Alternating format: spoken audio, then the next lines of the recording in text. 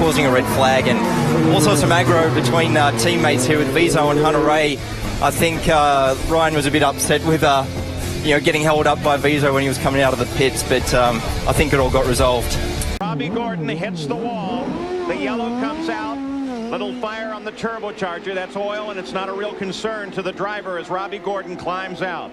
Boy, he had a spectacular day to that point. Robby Gordon was in third place. In fact, was assuming second as Fittipaldi pulled into the pits. And that's the opposite end of the track that he had the crash at earlier. So he has really tested the walls here at Phoenix today. It's turn one has been the rough place. Boy, he's mad. He really feels bad for what's happened. It probably was his fault. He probably was out. There's Foyt talking to somebody down there trying to figure out what happened. I want to be careful. We don't know that what caused this accident. We merely saw the car come off the wall. Yeah. Robby acting like that, it would seem to be logical that maybe something put him up there that wasn't of his own making. Well, it could have been another car even. But you know, a guy's always mad when he wrecks. The kid has been the shining star today. He's really been the class act. What's this? What's this? There's Nigel Mansell under. Unbelievable. Nigel Mansell and Dennis Vitolo.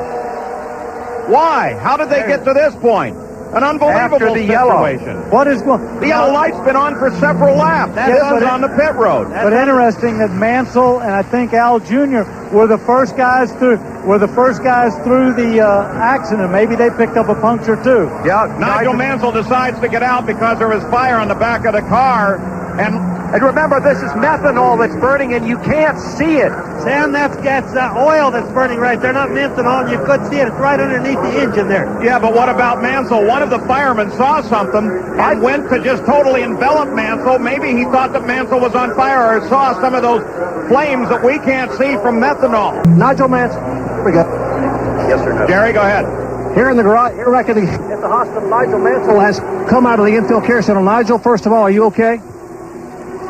I don't feel great. I got a bit of concussion, and I've just upset all the medical people because they want me to go to the hospital, and I don't. So if they want to take my license away, that's fine with me, because I've never seen anything such a joke as what we just had out there. We were under yellow for a lap and a half. Someone tries to take my head off.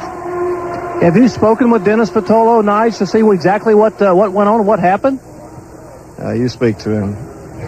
Obviously, it upset Nigel Mansell, holding his right shoulder. And they wanted him to go down to Methodist Hospital for x-rays, but as you heard Nigel say, he would have no part of that. He has climbed in the golf cart, and he and Carl Haas, Paul Newman and company will head back to Gasoline Alley. Oh, there's a race going on. Look. Oh, he got it way late on the brakes. Locked the rears, and that was it. And then he says, yep, what could I do? It wasn't my fault. But the majority of this race today, folks, this 24-year-old American, a rookie, has run in 6th place. For Dale Coyne, one of the smaller teams in IndyCar, one of the oldest teams in IndyCar. They may not have the resources of the big boys, but Dale has a habit of picking drivers with some terrific talent, like Connor Daly. So Connor's waiting for Ryan Hunter-Reay, and obviously sarcastically saying, thanks very much, mate. But there was no contact in that particular incident that we saw. She goes to the inside of Sato. That is turn 1, and the incident, of course, was in turn 3. So it looks like Sato may try to get that position back.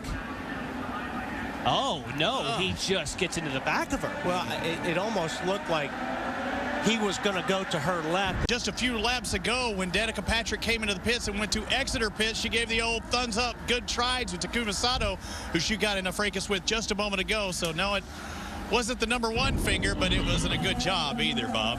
Charlie slides back a few spots to start the race. He settles into a rhythm around lap 20, but then finds himself trying to find a way around the car of EJ Viso. Steady Bob, got plenty of room behind you. Set Viso up. That's not working. How much going? You're going to have to work on him on the high side. That bottom line's not working.